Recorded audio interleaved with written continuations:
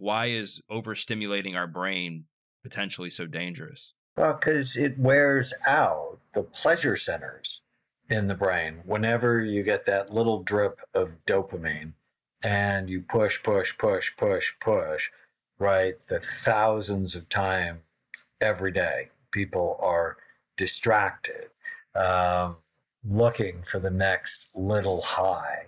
It wears out a part of the brain called the nucleus accumbens, which is where dopamine works. And then pretty soon you just begin to feel flat. Some people get depressed and they need more and more in order to feel anything at all. And what are some of the signs of somebody you think being overstimulated versus just, I mean, I feel like sometimes people can think that they're overstimulated when really they need to get a better night's sleep. So how can somebody differentiate between those two things? Well, when you can't stop, I think that's the biggest sign. Or people around you, like your children, are like, why aren't you paying attention to me? Get off that thing. You know about addiction.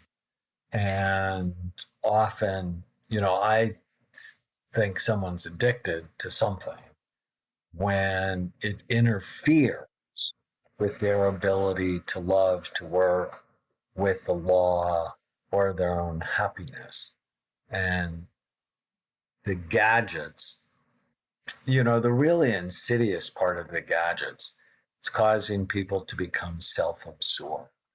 And so it becomes all about their experience with the screen rather than their experience with the other people in their lives. Yeah, and I think the tough thing with screens is we need them, right? In today's society, it's very similar to food, right? And with that said, it's I think a lot of people struggle to have a healthy relationship with something that we are dependent on every single day. I mean, do you think based on what you've seen that being addicted to a screen, just staring at a screen, scrolling, scrolling, scrolling should be taken as seriously as other substance addictions? Yes. I mean, children, for example, who spend more than 3 hours with a screen have a higher incidence of anxiety, depression, and obesity. And the average child, teenager, spends 3.5 hours a day. And so you see the skyrocketing levels of mental health issue. One of the reasons is the screens. What do you think people can do if they're feeling completely overstimulated, they're feeling like they're distracted, they can't be present with their kids, their family? Like how can they begin to reverse some of this stuff? Well, detoxing, I think, is really good. Take time and turn it off. And if you can have, say, focused time on it, you can get your text done and your emails done. But for the majority of the day, not have it on, that would help people so much be happier and much more productive. People think being always connected makes them more productive, but it doesn't because it's a constant distraction. And we can't Adderall our way out of this, right? There's no amount of a stimulant that's going to fix the bad habits. And so for yourself, like what are some of the daily things that you do every single day? I mean, you have a family, you have, businesses to run, you're a busy guy. Like how do you maintain focus? How do you avoid distraction from your phone, which in many ways is a big part of your business? Well, for me, I start every day with today is going to be a great day. I have focus time with my wife every morning. I have dedicated times to work, and I'm always working on a project. And not being distracted helps me be as productive as I am. I know that health and exercise, diet, all of that is super important for you. I know you're very passionate about it. What does your current like exercise nutrition routine look like so that you can, optimize your overall well-being? I'm pretty regimented, and I find that I like to do a couple of things at once. And so I have two huddles with my team in the morning. It's about 45 minutes, but I'm always walking or on a bike because my team's national. And so, rather than have them look at my face, I'm doing something active. And then 3, 4 times a week, I lift weights. I've been finding, I'm going to be 70 next year, that I do a lot of stretching exercises. And I find that is incredibly helpful to keep me out of pain. My diet is pretty much a very low carbohydrate diet because I'm at the weight I want to be, strong like I want to be. I have obesity in my family. And if I ate a high carbohydrate diet, I'd be overweight. So I find for me, my energy's good, my cognitive clarity's good, and so I eat a lot of high fat, high protein foods. So I got eggs this morning. I often make myself a shake to start the day. Have a big salad with some form of protein. Love nuts. Love avocados. That just works best for me. I read a book by Chris Palmer. And he talked about the ketogenic diet, especially for mental health conditions. And I have a granddaughter who has pretty wicked seizure disorder. And on a ketogenic diet, her seizures have not been a problem. So I've been a fan of that diet. Now there are good ways to do it and bad ways to do it, but most part I stick with the good ways. And I know that, when you're regimented and you're optimizing your health and wellness, it improves your level of self discipline, it improves your mental health, it improves your focus. Have you seen like a brain scan where you've taken somebody who had a strong inability to focus and seen them implement things like health and exercise and seen like improvements in their scans? Oh, no question. I mean, one of my favorite, I do a series on Instagram called Scan My Brain. Take influential people and scan them and then treat them. And Troy Gloss, who was the 2002 World Series MVP for the Angels, baseball, his brain was awful because he was drinking too much and had 4 concussions. He was depressed, suicidal. And after just 2 months, supplements, diet, exercise, not drinking, brain is radically better. And now we're just about 2 years later, and his life is radically better, which, I'm just so excited for him, for his family, and for the mission. Quite frankly, with better brain always comes a better life. My mission in the world is to end the concept of mental illness by creating a revolution in brain health. What I've learned from the imaging work I do is most psychiatric problems, they're not mental health problems, they're brain health problems. And so I'm pounding the drum of get your brain right and your mind will follow. Along the same lines of brain health, I know for years people have come to you to improve their brain health and how all that relates to different types of addictions, different types, of anxieties, depression. Over the last few years, would you say that you've seen more people coming to you because of social media addiction and because they're just so addicted to their screens versus, 5, 10 years ago? Especially among young people. What we're seeing is parents think they're doing a good thing by giving an 8-year-old or a 10-year-old a phone, and then the kids get violent when they try to put limits on the phone. I mean, clearly an addiction pattern. And I've actually had to send some kids away to, screen addiction treatment programs. And I hate that. And the longer you can not, avoid giving kids screens, the better it is for their developing brains.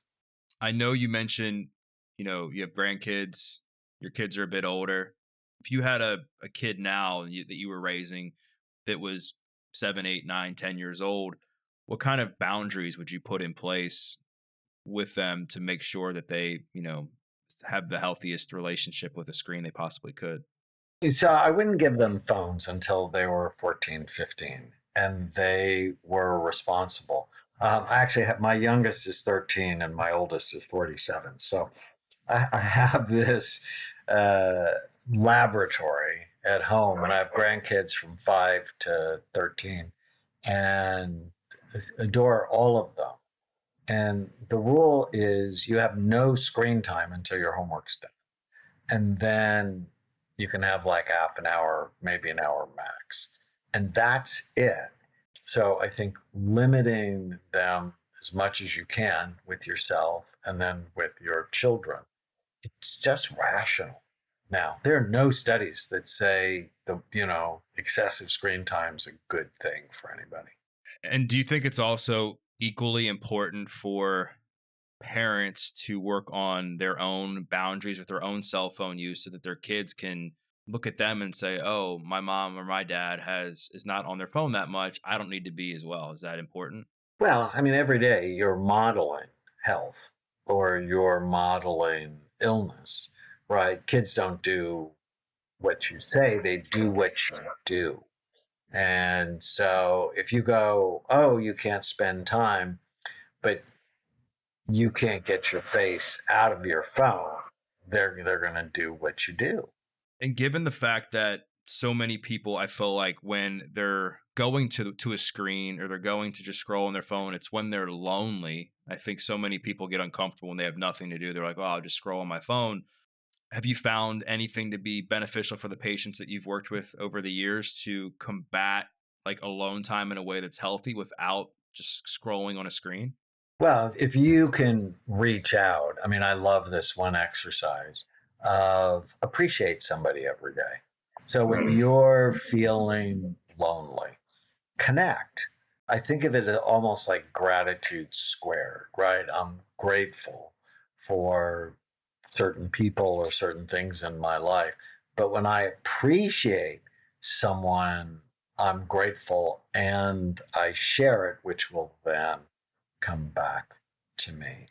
So if you could appreciate a different person every day for 30 days, radically change your life because it just helps you be connected. And the problem with screens is people become self-absorbed, becomes about other people watching them and or their followers, and it becomes too much about them. When I'm too much about me, I'm much more likely to be unhappy.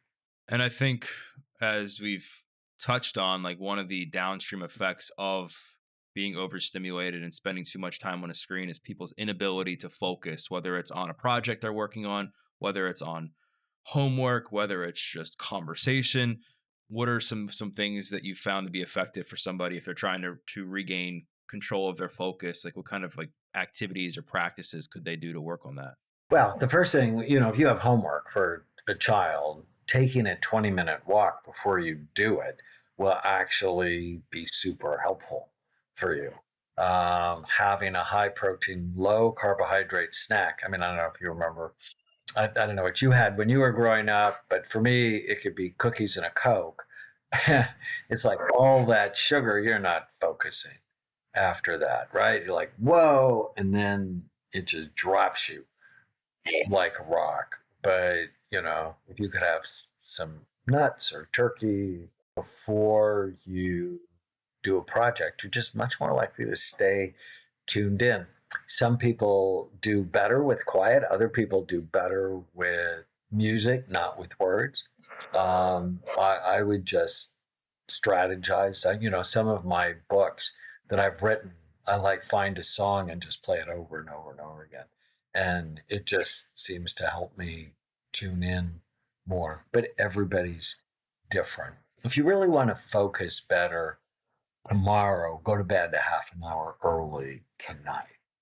We are, as a society, sleep deprived, which steals our attention span. Or you could be like my wife and do a cold plunge. that really boosts norepinephrine and dopamine and can help people focus. I'm not like bought into it completely because it's so painful. Do you do it often? My wife does. I do it every once in a while. Yeah, it's tough. I mean, like, if I remember the first time I got in, it was it was a very painful experience on every single level for me. First time my wife did it, and she does it regularly now. She was just flapping around the pool.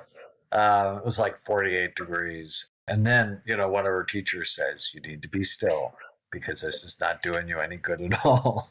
What are your thoughts on manipulating time for focus? And the reason I say this is, as a trainer, as somebody who's been a trainer for over 12 years, if somebody were to come to me and say, "Hey, Doug, I want to get more exercise in. I haven't exercised in 10 years." I'd be like, "Just go outside and start with like a 5-minute walk. Keep it simple. Try to get the habit going and then reinforce that behavior." Would you say for somebody who's just been completely distracted for the last several months, several years, that something that could be useful is if they're trying to focus on a task, like sets like a timer or something for like 10 minutes, 20 minutes, 30 minutes, and just work like laser focused during a time frame like that?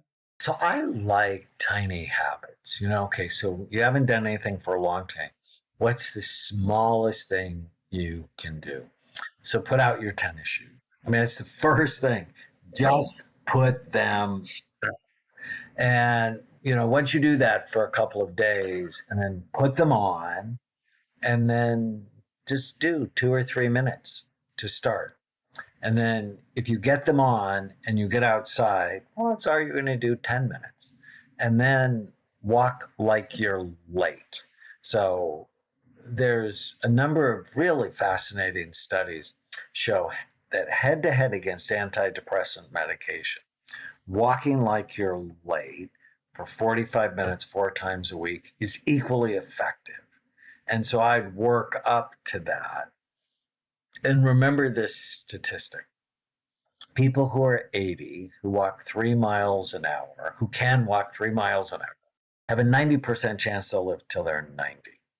But people who are 80 who only can walk a mile an hour have a 90% chance they are not living until they're 90. So walking like you're late is critical to blood flow, which will help your brain, but also help sexual function.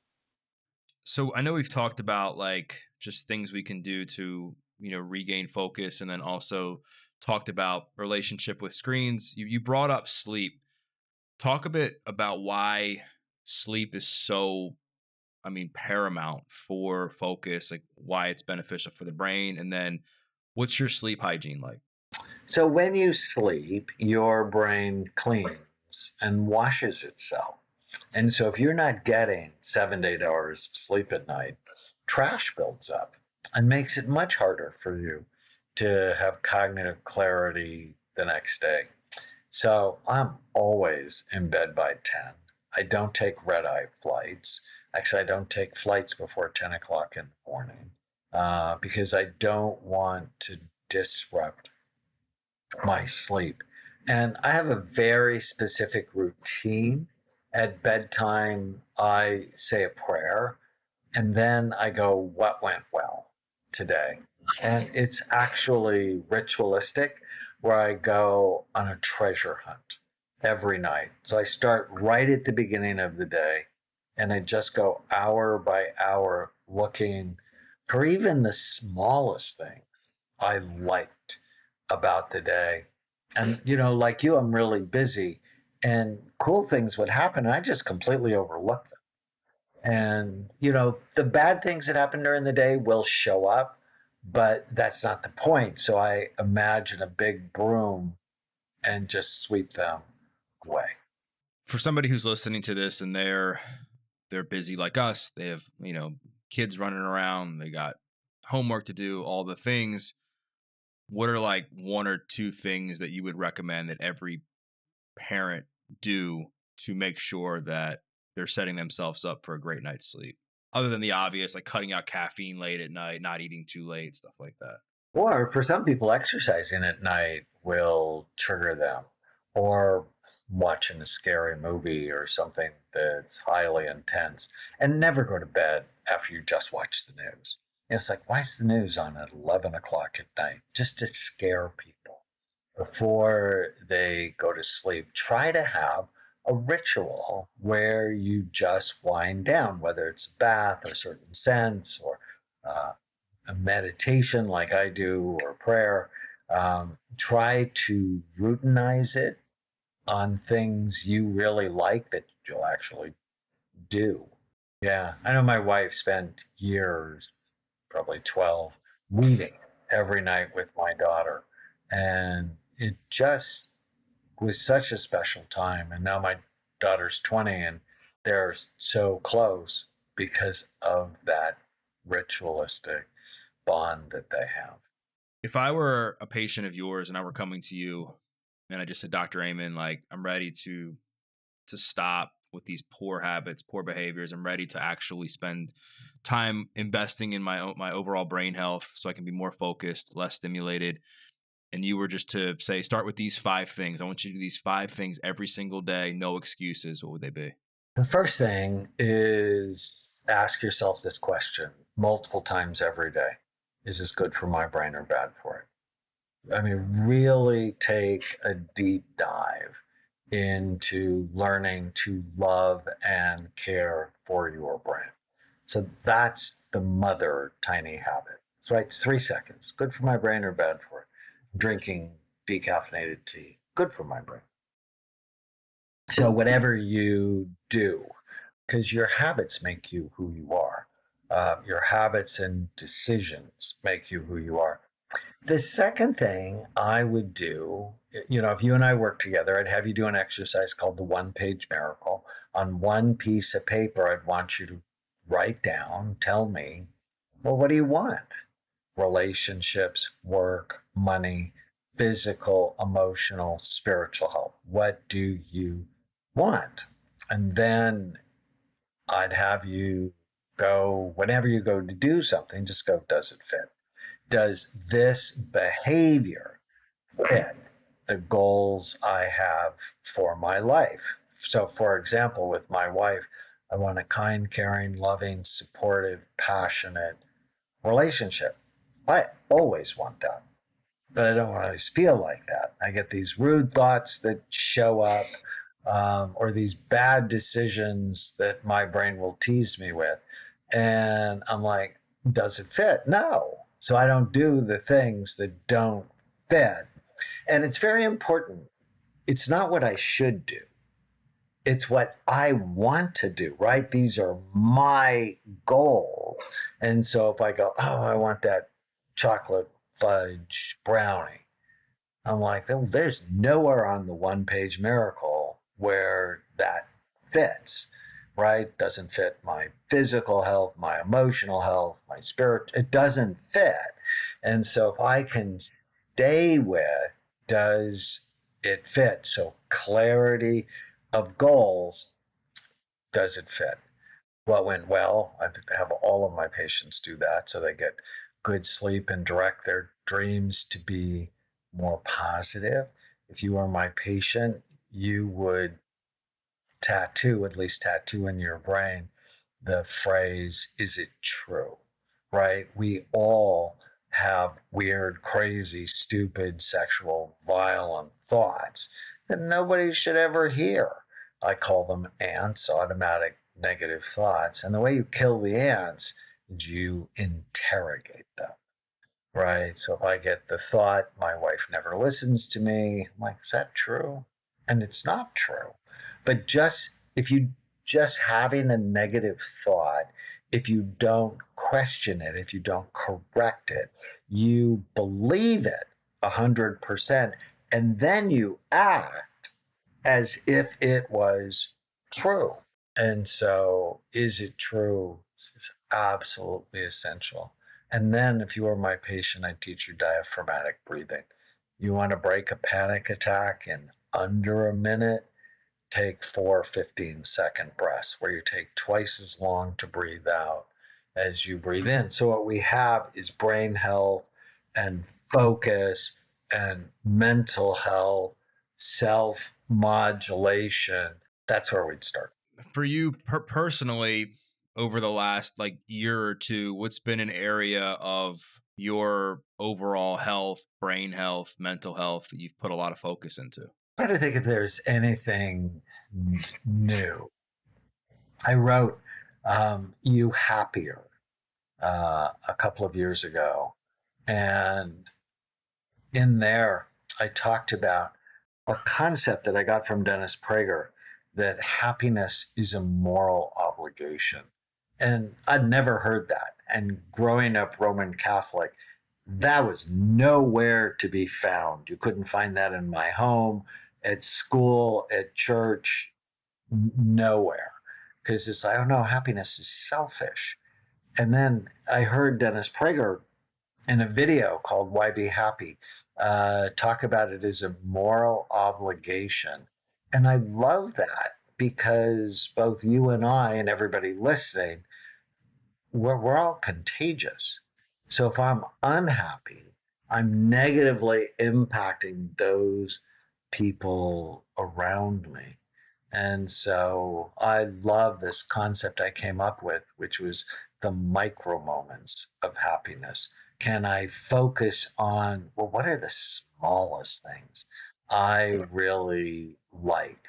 So I live on the water in Newport Beach, and I saw a dolphin and a baby dolphin this morning. That's totally making the highlight reel tonight. Or, the most gorgeous pelicans or sea lions. I just love that, or butterflies or hummingbirds, or, a text from one of my kids or one of my grandkids. I'm learning where you bring your attention always determines how you feel. And people go, oh, but it's such a terrible time. And I'm like, it's always been a terrible time. If you grew up in the 50s like I did, when I was in kindergarten, I had to like hide under my desk because we were worried the Soviets were going to nuke us. Or, if you grew up in the 60s, well, that was a show. So, there's always a reason to be unhappy, but likewise, there's always a reason to be happy. Obviously, you're big on happiness. You just mentioned that, big on optimizing your overall well-being and brain health. If you were to tell somebody to put their focus into like 3 to 5 things to make sure that they're just living a overall good quality of life, like what have you found to be most beneficial when talking to your patients, seeing the brain scans and that sort of thing? Well, I just filmed my 18th public television special on raising mentally strong kids. I wrote this script around 7 core conversations. So if I was going to talk to one of my kids, and they actually listen, about raising mentally strong kids, well, the first conversation is brain health, right? Get your brain right and your mind will follow. You got to get your brain right and you got to help the kids, which means you probably shouldn't let them play tackle football or hit soccer balls with their head because they're brain damaging activities. So, brain health is first, bonding is second. You want influence over other people in your life, they need to trust you. They need to be connected to you. And bonding requires 2 things: time, actual physical time, and a willingness to listen. So I teach all of my patients about active listening. And then clarity or rules, my favorite rule. Talked to my daughter about this last night with my 5-year-old granddaughter, because I saw her, like begging for something, and my daughter about to give in. And I'm like, the rule is if you have a tantrum to get your way, the answer is no. It's always going to be no. Go for it. Throw the tantrum. And you have to be clear, because if you give in to that kind of behavior, you make it much more likely to happen. Problem solving. I think parents do way too much for children, and they don't allow their kids to experience the pain of mistakes, and that wears out their self-esteem. When I was a young parent, I got self-esteem by doing for my children. And if I had to redo it, I never would have done that. I'm like, how can you solve that? Tell me how you can do it. Do you want to hear how other kids would do it?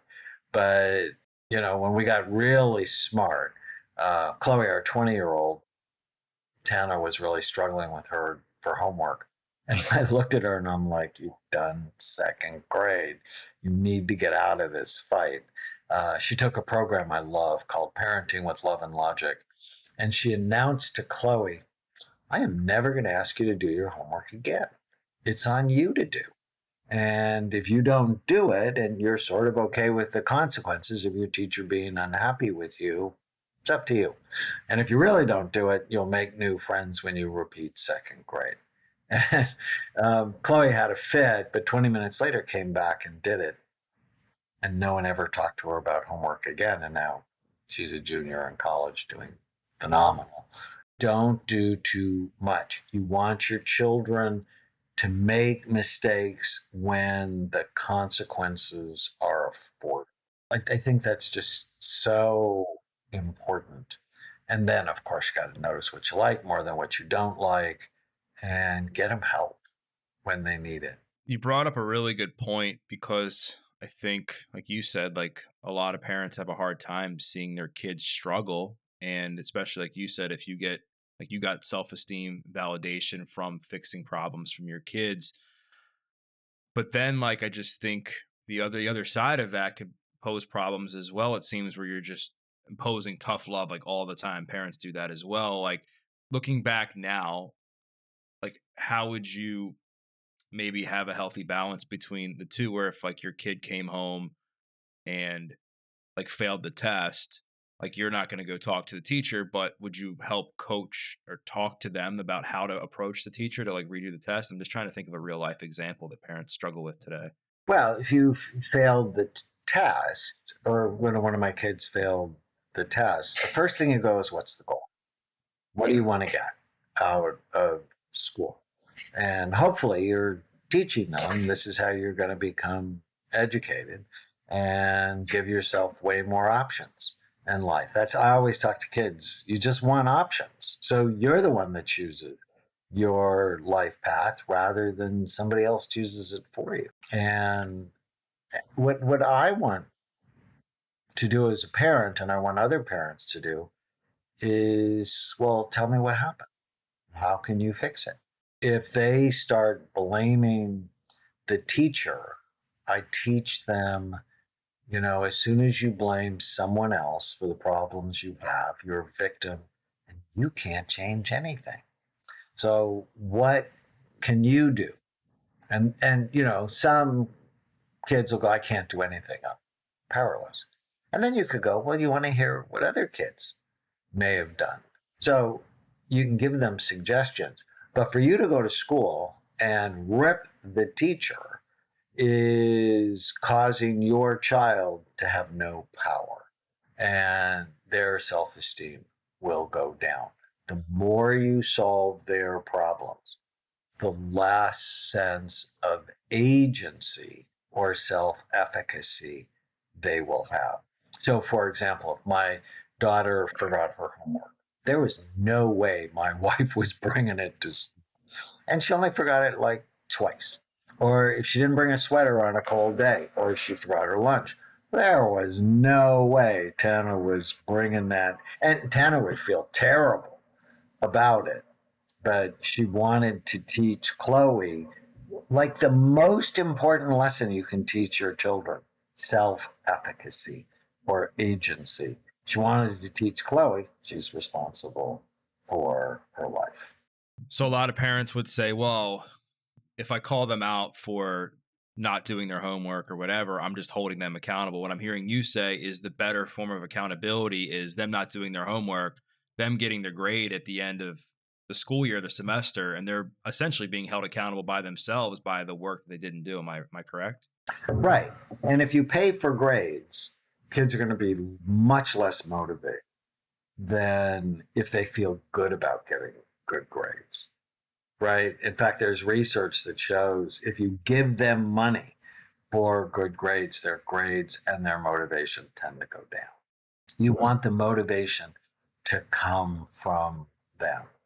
What do you want? What is your behavior getting you what you want? And I've seen a lot of difficult kids over the years. And for me, it always, I mean, mean, nasty, argumentative. And I always start with what's the goal? What kind of relationship do you want with your mom or your dad? And is your behavior getting that? And, initially they may be blaming them or shaming them. And I'm like, so what do you do about it? What can you control? It's this victim mindset that leads people to live ineffective, miserable lives. Absolutely. And when it comes to, I guess, just to put a bow on the focus for kids and screens and stuff, let's just say there's a parent who's listening to this who has a kid like in high school where they're at the appropriate age to have a cell phone in your eyes. How can parents help their kids like optimize their focus at home when they're coming home from school? They got schoolwork to do, they got studying to do, and stuff like that. Take the phones at night. I think that's really important until they're 17 or 18. If you're paying for the phone, you need the password for it. And kids hate when you check, and they hate it more if you don't check because they think you don't care. Well, Dr. Amen, I think this is a great place for us to end our conversation. I wanted to thank you so much for your time, for your wisdom, for your knowledge. I really enjoyed this conversation, and I think the audience is going to as well. If people want to learn more about the Amen Clinics, they want to learn more about your work, what you do, your books, where's the best place to do that? So, amenclinics.com. So, amen like the last word in a prayer, clinics.com. My new book is Change Your Brain Every Day. And they can follow me on TikTok or Instagram. Amazing. Well, I'll be sure to include the links to that stuff in the show notes. And thanks again for your time. I think the audience is going to get a lot of value out of this conversation. Great. Thanks, Doug. Thank you so much for watching. If you like this video, I really think you're going to like this video as well. I'll see you there.